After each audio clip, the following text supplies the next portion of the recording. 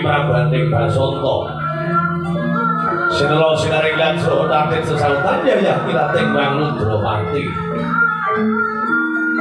Pangari bawa benter kawrane mendung. Marabawani garing-garing jurang Parangsuh. Menangkap sampeyan sintring panlenggah potring mriku Narendra Gagah Prakoso Bilawa Budi Poksi Baredojo. Jajala Prabu Kalimantaka. Kenapa ngrobong para kawula? Wonten sanipun inggih rainen nggih Parwati Kala Wasesa. Nampi sanipun ingkang abdi kinasih nggih Curatoga Wijaya Mantri.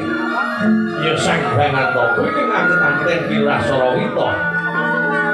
Datan kantun swanipun Degya Tunggul Yaksa. Mangkono cikur gandiring kababaring desa. Patih Tunggul Yaksa. Gece-gece wali gece sandan cintan wali mudra. Kula nyandhong dawuh Gusti keparengi bali ngabdi kuring kepatihan. Yo. Longgo sawetara teh inggih ngeslaken dawuh. Yai Kala Wasesa kula napa paripangandika nimbali ketrekipun Kala Wasesa. Prayogan pisan Kala Wasesa. Inggih ngeslaken dawuh. Sinuwun pabunden kula. Semanaga kowe kok longgo Kang Prayoga. Inggih. Kenging abdi kula togo namung lawan-lawan dipun Gusti kula Prabu Wimanaka. Sarawita. Iki kula pun sarawita jane dong dawuh non. Dewi Gusti. Ya, kabeh ana ing ati kebangan pun harake.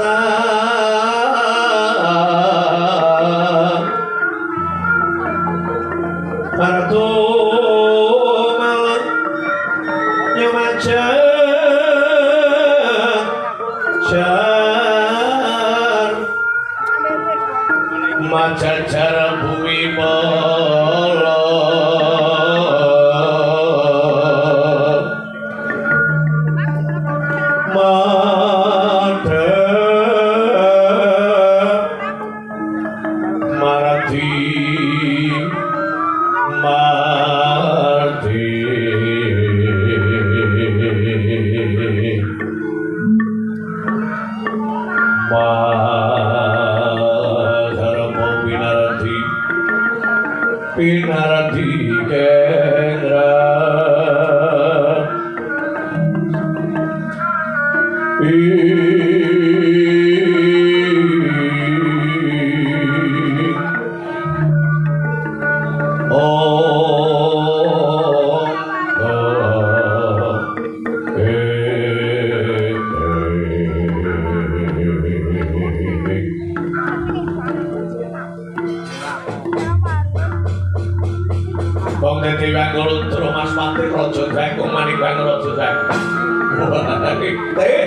tuwuh rasa pitambuh apa sing dadi-dadine ingsun gelar pasiwakan bonjeling maratoga gelap wis lanang lagune iki Gusti sawetawis paduka lenggah wonten ing kursi ganding damar kendori winardi kula nyandung dawuh Ogo uparma iku ngabdi kula nyandung dawuh kene kok kowe ngerti Semar apa ora? Semar niku adikula sing manggene wonten tanah Jawa. Lara-lare kepiye, Guk? Kowe duwe sedulur manggon ana tanah Jawa, Guk. Sederenge kula medhun Mercapada. Rin tengkayangan iku enten lelakon pecahing diganten sana. Sangkange dadi sanggangan togo. Putih-putih dari sang bangis moyo, kuning-kuningnya Nilakanta. Antoga kuwi, iki ngomong togo kene. Oh kowe, sang bangan togo kuwi, sama nasi manggen tengkayangan. Putih-putih dari Semar Ismaya, oh Semar Ismaya kuwi. Kuning-kuningnya Bathara Guru ini.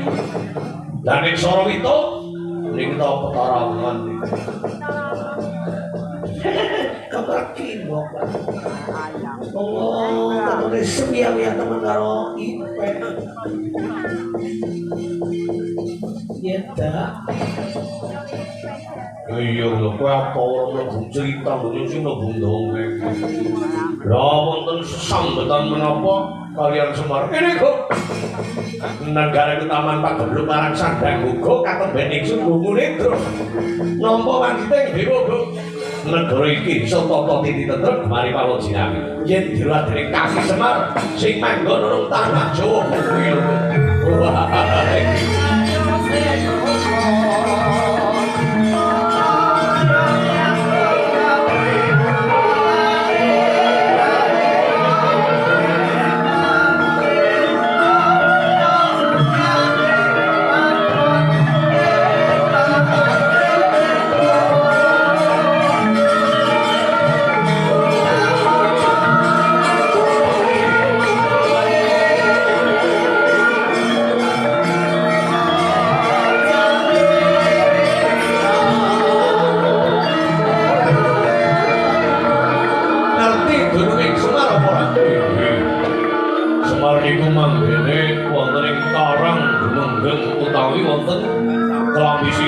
pancen kaya ngono teh kula matur paring pangandika Gusti didherake togo kang Sarawita